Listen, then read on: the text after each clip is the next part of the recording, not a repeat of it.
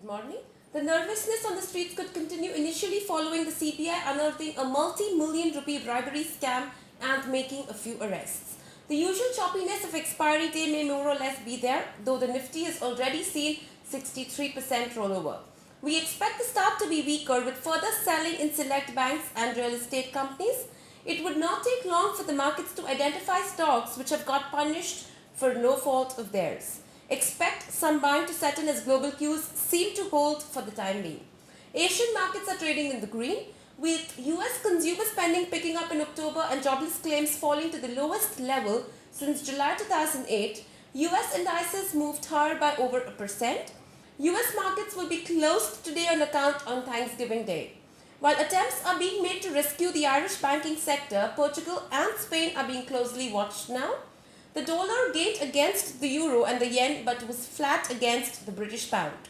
Oil for January delivery was up $2.61 at $83.86 a barrel. Gold futures for December fell $4.60 to close at $1,373 an ounce. On the political front in Bihar, it was victory for development and rule of law as the ruling Janata Dal, Bharatiya Janata Party alliance led by Nitish Kumar, roamed home with 206 seats in the 243-member House. Meanwhile, Karnataka Chief Minister B.S. Yediyurappa has been asked by the BJP to continue in office. The other news for the day is SEBI has barred Sahara Group's chairman and some of its directors from raising money by issuing securities. Reliance Industries and NTPC may settle out of court their 5-year-old legal battle over a contract to supply gas from Reliance's fields in KG Basin. Dr. Reddy's Laboratories has signed an agreement with GlaxoSmithKline to buy the latter's oral penicillin manufacturing facility at Tennessee in the US.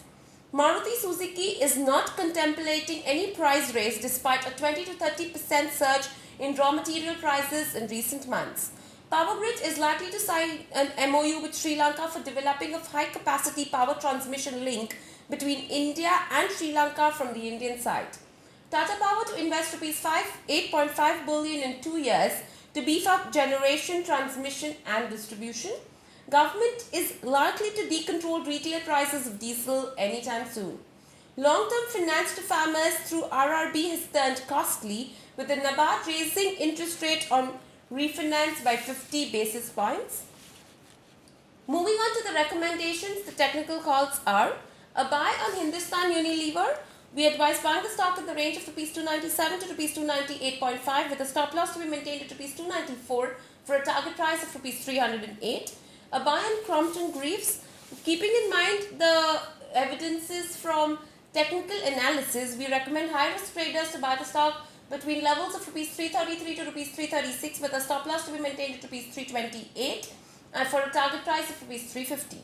The derivative strategies are long BEL December future in the range of Rs 1,705 to Rs 1,709 for a target price of Rs 1,745 and the stop loss is placed at Rs 1,685, and long GT offshore December future in the range of Rs 373 to Rs 376 for a target price of Rs 385 and the stop loss is placed at Rs 368. Thank you and have a great day ahead.